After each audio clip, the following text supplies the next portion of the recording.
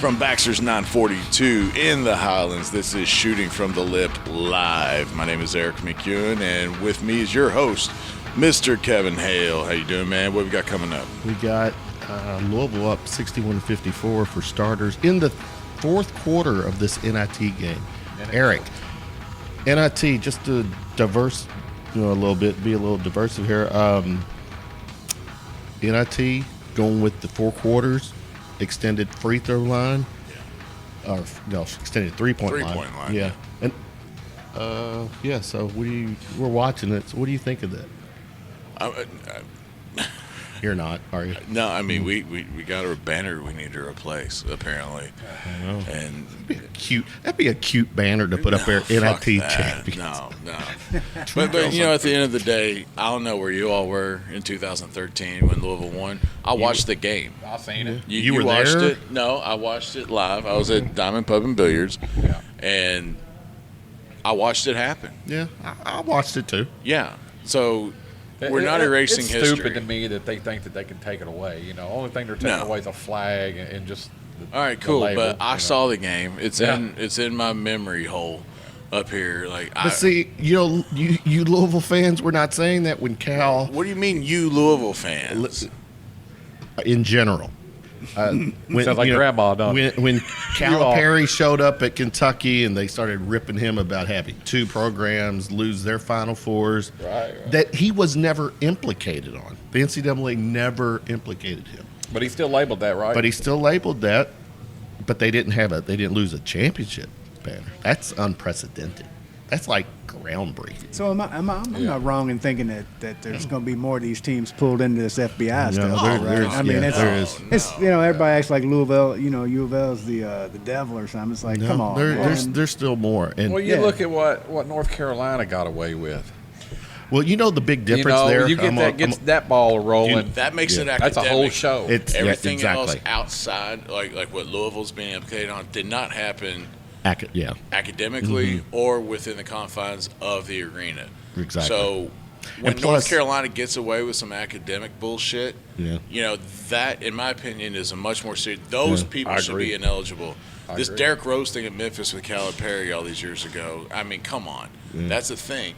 But nothing that Louisville did is academic or sports related or athletic. So I'm leaving it at that. If y'all have a take on it, I'm ready to listen. But I mean, shit happens outside. We're all humans. We've all been in this scene, and we see what happens when people get a little rowdy, man. And these guys are stars. Oh, they're rock stars. Yeah. Especially here, because the state of Kentucky is a basketball state. Absolutely. These kids are treated like royalty College at Kentucky, at Louisville, college basketball. Well, it's to the point where you can argue, would they support college basketball, or would they support an NBA team over college basketball? I argue that they wouldn't. I think it's. I don't know that the town would support it either. I mean, people say it would, but I don't think so. I think the novelty would be nice up initially, and having LeBron, which makes it a novelty. Yeah, exactly. Well, they tried that years ago. The Freedom Hall. Not even the Colonel, but it was the Catbirds. Remember that joke? It went for like a year or two. I don't even remember. I don't remember that. The same thing with pro football. They had the Kentucky Trackers semi-pro football team. Yeah. Well, arena football didn't last here. It lasted a few. Well, the whole arena football thing just didn't last. Right. So right on. So, Mr. Unthank. Hey, Greg How you Unthank. doing, dude? I'm good, man. How you doing? I'm good, man. Look at you over there doing a great job. Man, He is. Man, he kills it on the mic. You stop it, man. Yeah. I don't have You're to. like Johnny Fever and shit. Yeah. Fuck off. Johnny Fever. All we need is some. We do have call letters. It's SFTL. Yeah. This is SFTL radio. Right. So last Friday, Stevie Ray's Bleu Phonque. Yeah. How'd that go? And Soul Circus. Yeah, Soul Circus played after you guys. Yeah. Same night, man. What Yeah. Wow. So how was the attendance? I mean, it had to be balls. Man, it was packed up. 6:30 on a Friday night, and it was packed. Yeah. It was packed, and Right it's really cool. The people that come out are there to sit there and enjoy the music. And it's very self-gratifying that, everybody's not out trying to chase tail or get You don't drunk. get that much anymore. Do you? I mean, what do people do now anyway? Yeah, I mean, are people going out and watching live music the way that taking more interest in it, huh? Well, I don't know. I think it's probably Johnny. Yeah. And you say Johnny, let us know who you're talking about. Johnny Edwards. Johnny Edwards. Legendary. Legendary from back in the day, which I call the late 80s, the 80s, the 90s, early Spandex. 90s. Yeah, he killed the spandex. That was the days, man. Buster Brown, Toy Tiger, and then he went off. Buster Brown went out and tried to do their thing in California when it was hitting big, and it almost happened for him. And then a few things happened. He found himself singing for Foreigner. Mm-hmm. Singing for Foreigner. Foreigner. He had the one. I saw the one video. There was it was Unusual Heat was the name of the album. Yeah. He did. There's a video out there on YouTube. A couple of them. He's got the spandex. He had the hair. He had the set. Yeah. I mean, I try to talk him into wearing those shorts, those spandex shorts. He's going to try to. Stevie Ray's? Maybe our next gig, I've talked him into wearing it, and maybe a T-shirt that's ripped up. Weren't y'all at Nirvana recently? Cut out we played Nirvana. We played Stevie Ray's last Friday, and then we played Nirvana a few months back. I saw you at Diamond Pub Concert Hall. We opened it was a little while for the ago. Velvet Saints. Yeah. That was like one of our first gigs. Yeah. I'm very that. grateful to them for giving us a chance to get up there. That was a great show. Oh, it was fun. Man, y'all killed it. Well, I mean, obviously, Velvet Saints killed it. Oh, yeah. But, man, it was a lot of fun to see you up there playing with those guys. Man, what a funky band, too. Well, Bleu Phonque? Make it funky. That's weird. There's some groove, dude. There's some groove. It's a lot of groove to it. It's not funky. There's some funky. There's some shuffles. It's a lot of 70s rock sounding stuff. I mean, anybody that's into like Free and some Cream or any kind of blues-based type of rock like that, that's us. The way I see it. So right now, where you're at with it, writing? We have written a 11-song disc, and it's actually in print right now. Really? This we goes ordered- back. This we goes have back when ordered you were this- still doing my show, and you all came on. It was promoting the upcoming. You can't rush a good thing. That's Okay. damn straight. Ball man. buster today. It's got to be right. It's got to be right. Takes a while. But no? yeah, It's a process. we use Steve Wilson at his studio Yeah. to record it, and I think every time I turned around, I was getting an email with a new mix. I think he done 18 mixes on this. So this is mix number 18, mix 16. He's changing a little bit, tweaking this, tweaking that, and we finally said, "Stop." It's good. It's good, man. It's good. Right. So we actually ordered it a couple weeks. Okay. Ordered it a couple weeks ago, and we plan on having a few. We're going to do a couple CD release parties around here and there. So this Cool. is definitely a physical. You can put your hand on it. CD. It's a CD. You believe that? Yeah, we're old guys, man. We'll use CDs. Right. man, Right. My car still has a CD player. Yeah. And it's a cassette player. I still have It's a dream. It's a dream. I still have I gotta the have a 5-disc CD player at home too. Yeah, well, Kevin's got an Carousel, 8-track in his car. Yeah, of course, we're going to put it on the sites. Right. The www dots.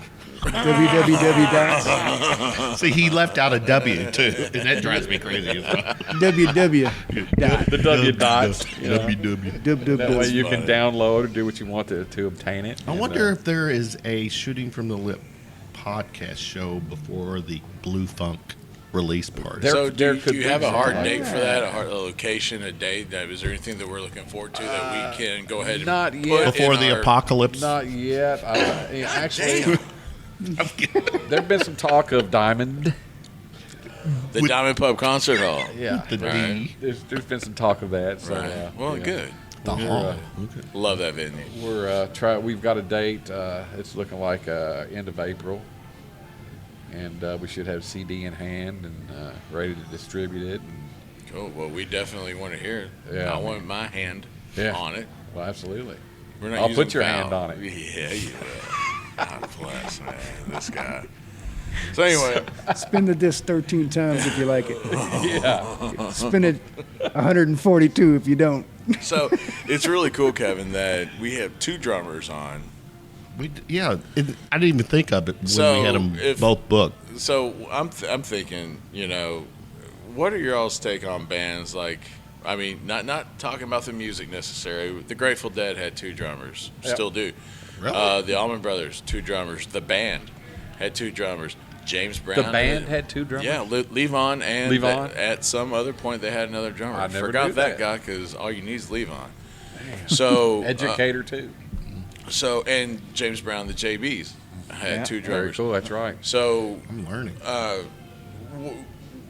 Your opinion, your take on bands with 2 drummers, not necessarily jam bands or R&B, Right, but right. like I mean, Billy, you too. Like, what do you think about bands? And would you play in a band with another drummer? Hell yeah. I would. In stereo. In stereo. See, we already playing together. I wish I wouldn't You know know, what was going to happen. World needs more drummers, goddammit. Right. Yeah, absolutely. And it's all in your approach as well, man. You know, just like you mentioned the Allman. Here's my thing. You got the Allman Brothers and you got 38 Special. yeah. They had 2 drummers, and I could not figure out why, because they're up there playing the same thing. Right. Whereas you've got the Allman Brothers, one guy's over here doing something on the ride, and the other guy's over here doing something else. And J-Mo's always on that ride. Complimenting what he's doing. And Right. man, as long as they played together, they're reading each other just like the bass player would read a drummer would read a bass player would read a guitar player. And bands like Widespread They're playing Panic off each that other. will have a kit, like somebody on a dedicated kit, then you have somebody on all this percussion. Yeah. Too, and that's another cool thing. If you look at James Brown, those guys were doing a lot of the same licks. And, I mean, from what I've seen with James, I mean, he just wanted the volume. You know, he was What just, an entertainer, man. well, yeah, and that band is Ridiculous. I mean, fuck. I Well, mean, the fucking fire that- 17-year-old Bootsy. I mean, jeez. The fire that came with that, though. Right. I mean, that's what that's not that not that there's not a ton of great bands out, and even in this town that do that every time they hit the stage. But man, that era, Yeah. man, you look at the old videos and stuff, man. It's like people were on fire. Yo, I mean, and- it's just awesome. and The Brown how was tight they Yeah. were. And Brown's calling people out on stage. Oh, too. hell yeah, Same man. thing as with 2 drummers doing the same thing. Like, fuck you, it wasn't me. That guy. Look at that guy. You know? You're not cutting my pay. Yeah, well, you got Not Buddy talking Rich. He's Oh, yeah. he's legendary Kicking people off the bus. for his attitude, you know. Oh, and he was the drummer and he was the leader of the band, and he was saying, "Dude, at the end of the Clams? show, Is that where the Clams came from? Nah, I don't know Is it the Buddy Clam Rich? story. I remember you and I played in the band together, and we played with some people, and I'm new to the band, and you know I'd fuck up here and there. We're drinking a lot of Jaeger. Heard the story. But you know, walk off stage like, I hey man, remember they're like, that hey, you sound great. But you know, you got some clams up there. I'm like, what's a clam? They're like, well. That wasn't me that told you that. Well, no, it wasn't. But Those you are know, the it was things- like you made a mistake. So Yeah, your now clams, I've heard that. I've you heard owe the me some clam. money, or in this Whoa, case, you owe come me a on. shot of Jaeger. Hold on. You are talking music lingo. I'm not Right. privy to that. There's people who listen to this show that are not musicians. What does that mean? What y'all You say? made a little mistake. Or Clam. So you made a mistake. You know, it's a clam. I forgot. I don't know if it was it. It was it Sinatra or Buddy Rich. It was one of those Yeah. guys. Well, Buddy Rich was an asshole. Dude. yeah. He would cuss his band members if they screwed up. You know, on the bus, he'd cuss them all out. Tell them you suck. There's like audio of him cussing his band out. That's kind Really? Oh, I mean James Brown will do it too. Yeah. He'd leave them on the side of the road, though. Buddy would dump them off. Oh, you don't want to listen to it? Get the fuck out. Wow. Bye. So obviously, as drummers, you I'm sure at some point in your career you listened to Buddy Rich, and probably pick something up from him here and there. And for the Lip Nation who's never heard Buddy Rich, look it up on. I mean, I guess you can't buy the CD YouTube anymore, but He's- go to he's YouTube, go to badass. Apple Music or Spotify. Yeah. Go to Apple Music. Actually, they pay the musicians more money. That's a good point. Just But go to go and YouTube listen. and you'll recognize him because Yeah, he's, exactly. you know. So that drummer, did that he old have drummer did he have an influence? Not really, man. No? because So- I can't play none of his shit. Right. Yeah. So fuck that guy.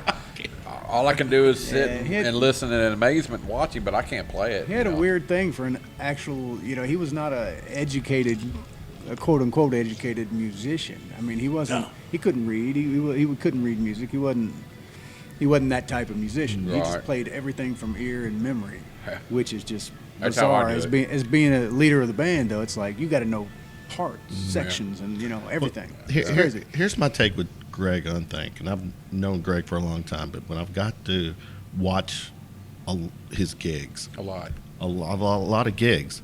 But here's the cool part: there's no genre. I mean, it's so spread out. Oh, and this guy? Oh, yeah. Oh, yeah, no, him. This guy. Yeah, he's incredible. I know. It's like the Swiss Army knife of drummers, man. Yeah, exactly. It's and how did that? As a super huge compliment, by the way. Yes, it is. Yeah. Thank you very much. So, yes. I mean, how did you get to that?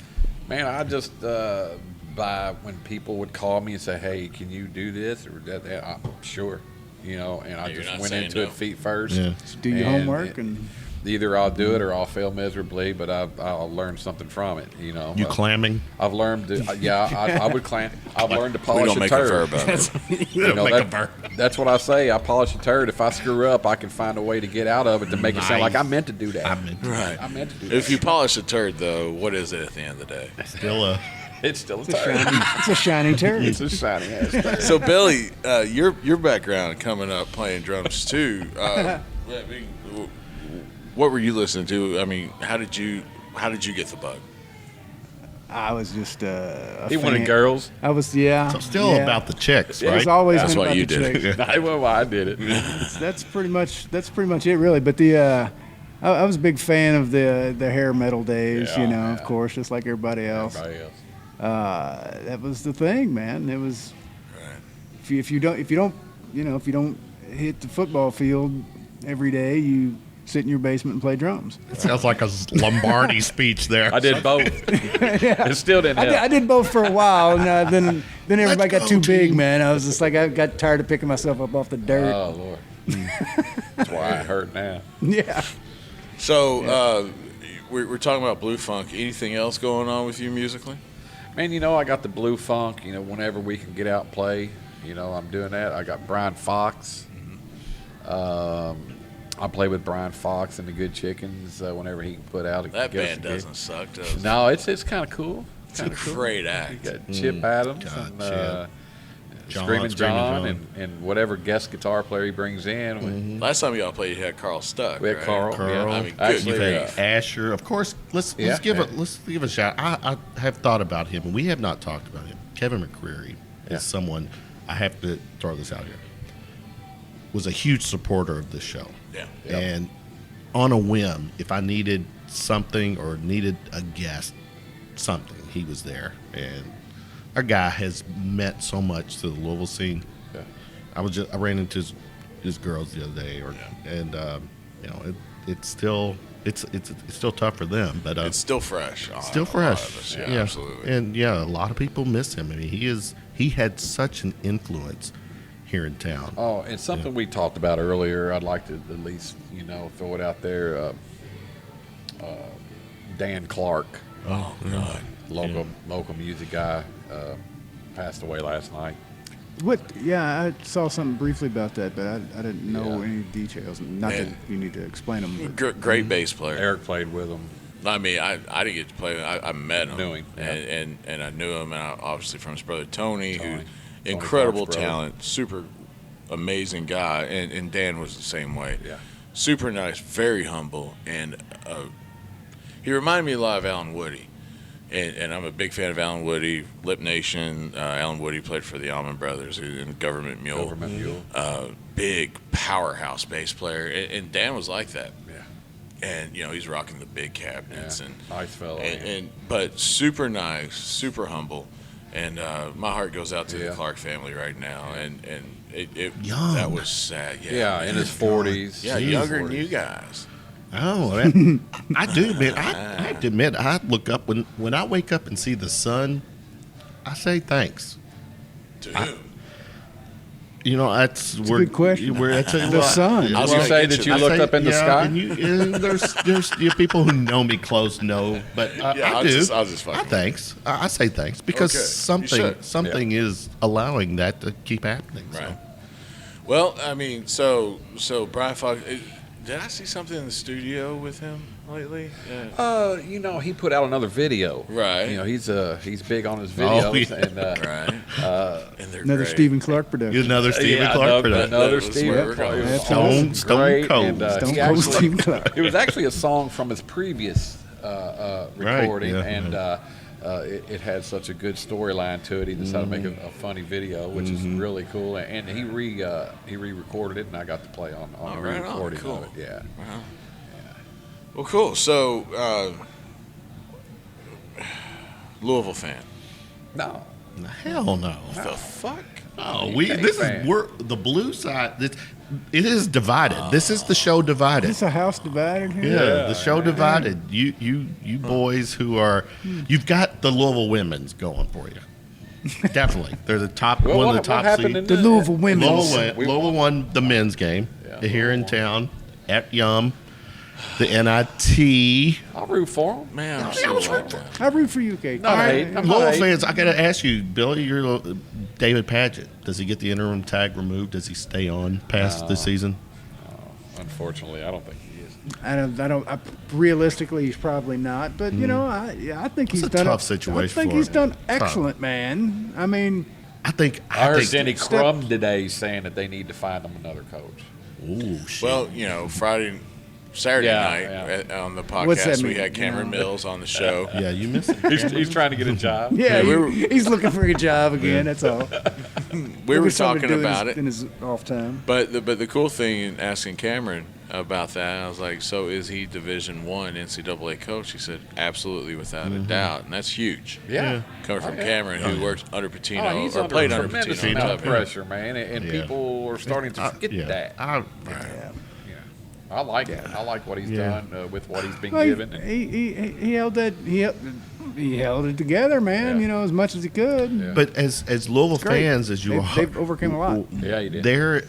Who's going to want to come into this mess? Because here's the thing: the FBI thing hasn't totally played out either. No. So there's still potential there.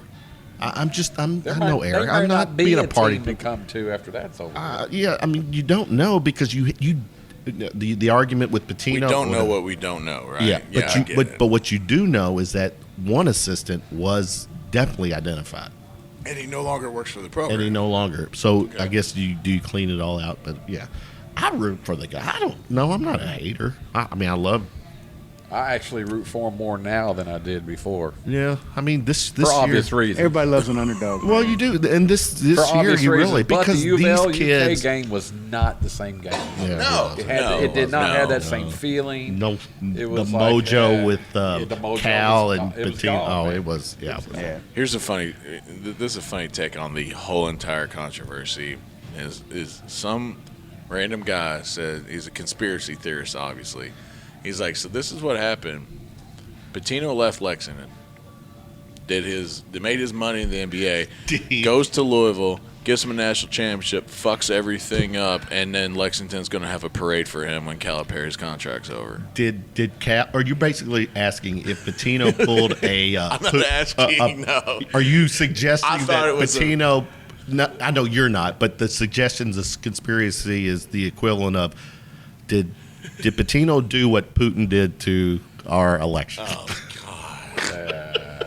Jeez, this guy, man. Trump, make America great again. So, but anyway, I thought that was a funny take on that whole thing. Right. Just thinking about it.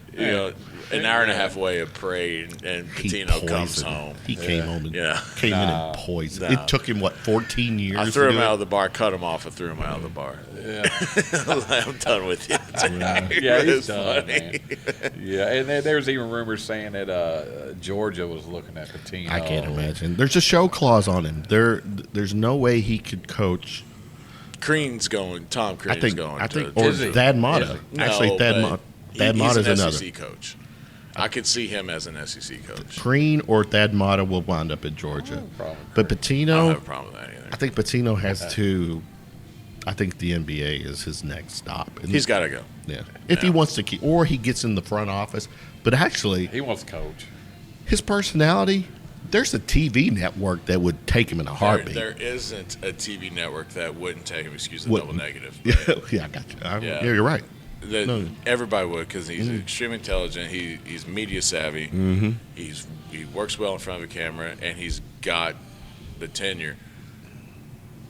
Are people going to respect him, though? Is he a liability on ESPN or NBC Sports? See, I think right now he's untouched.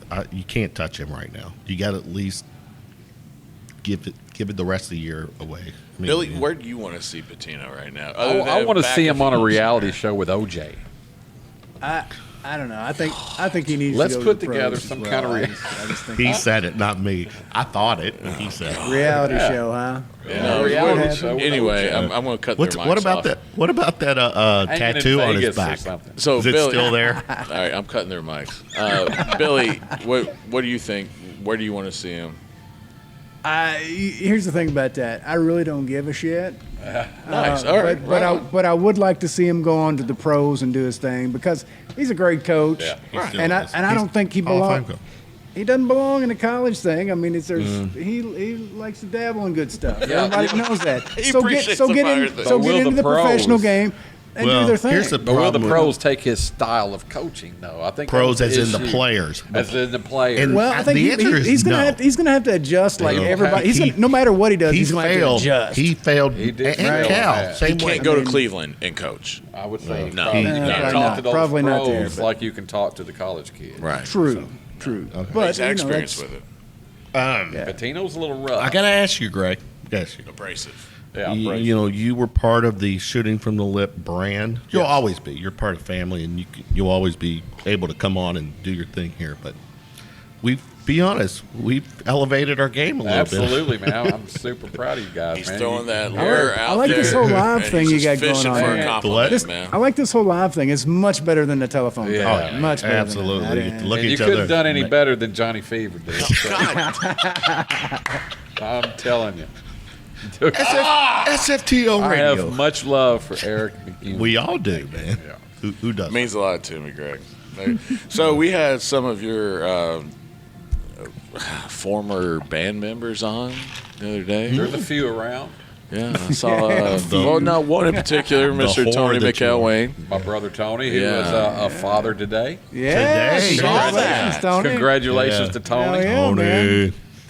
53-year-old Beautiful father. baby. I don't know if he want me to say his age, but he mean, represents looks it well. good. Yeah, he does. He's good. He's a good man. It just goes to show that He's still not shooting blanks. I mean, he's there not shooting blanks. you said it. Oh, he's still shooting. That's great. He's still shooting. He shoots. He's in. He scores. And he Beautiful gets the baby opportunity. girl. He still Baby shoots girl, from the by lip way. or somewhere. Yeah. Soundbite of the night. So apparently, y'all have obviously Silver Loop. I mean, that was a thing. Uh-huh. Yeah, That you was a did thing. that. That was a good thing. That was that was fun, man. my introduction to the scene, being sneaking into certain venues. I would sneak into Phoenix Hill all the time. Right. And one of the first bands I ever saw was Silver Loop, Oh, man. cool. So yeah, and then fast forward 10 years, Yeah. I'm on stage with you. Yeah. That's some shit. Yeah, that means I'm getting old, dude. It means it means I lucked out. Tony and me have Means you're have played marinating music well. together. Yeah. Tony and me have played music together since we were like 12 years old, Kids, 12, yeah. 13 in his garage. You know, And that's what I want to know about. So y'all go that far back. Yeah. I was talking to Billy here before, explaining to him that Stephen Clark from the Ass Hollers and Tony McElwain and myself, we all grew up in the same neighborhood. We're like the Bermuda And Triangle we're backyards or something. Yeah, like man, and our Backyardigans. Stephen's like my very first friend, and Tony's probably, they're probably my two first friends I recollect. I'm 10 years old or something. I bump into Tony on the corner, say, "Hey, what's up? What's your name?" So we hung for years before music even came into the picture. Nice. My dad taught me how to play guitar. I said, "Really? I played drums in school." So that's how it all started, man. And cardboard guitar in school. Huh? And cardboard guitar. And in cardboard. school. I played cardboard in school. There's a story behind Eric. Have you heard the story? No, but do we have time We have. or the patience? Steve, But you're gonna have to Kevin will deal with the patience. I He will love the always story, find time. and I don't tell. I've never told this story in person in front of Greg. I got to tell him. Elementary school. I mean, And you went to elementary school with Greg. Actually, did you go there? Yeah. Okay. But he was a year older than me. Elementary school during the day, it's like 5th grade. We get, or 6th grade, or something like that. This is during the school day, during taxpayer, the taxes are paying for this. We get an announcement during the day. Everyone, please go to the auditorium. That was an assembly performance. It was some impromptu performance that came during the day.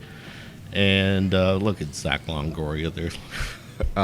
So we go to the auditorium, and all the elementary school, the whole elementary school is in the auditorium. No. It was just the 6th grade or the 5th grade. Sure? Just the 5th grade. All right, whatever. So a bunch of us were in the auditorium, Erik, Billy, and we're watching on stage are these kids, literally about the same age of us, get on stage. Greg Unthank is on stage with a cardboard guitar. Robert Sawyer, right? Robert Sawyer. With the, I don't know if playing you know guitar. that name, playing guitar. They put on a Kiss performance during the school day, calling, was it Dr. Love? We did Dr. Love, man. Detroit. We did Dr. Love. We did Taking Care of Business by Bachman. Yeah. BTO. But see, Man, I was saw them at like, the Palace Killer. when I heard Dr. Love, I was like, call in. And I sang Crazy. and played a Dr. fake cardboard guitar. exactly. Awesome. It was And at dope. the end of the performance, I took it, took it, busted smacked it up, and I threw it out in the was like- crowd, and people were diving for it. Yeah. Cardboard. And is that the bug that bit you? Yeah. What school is this? Hazelwood Elementary. Hazelwood Elementary. Yeah. Really? Yeah. I grew up about 2-3 miles from there. There was My mom went to school there.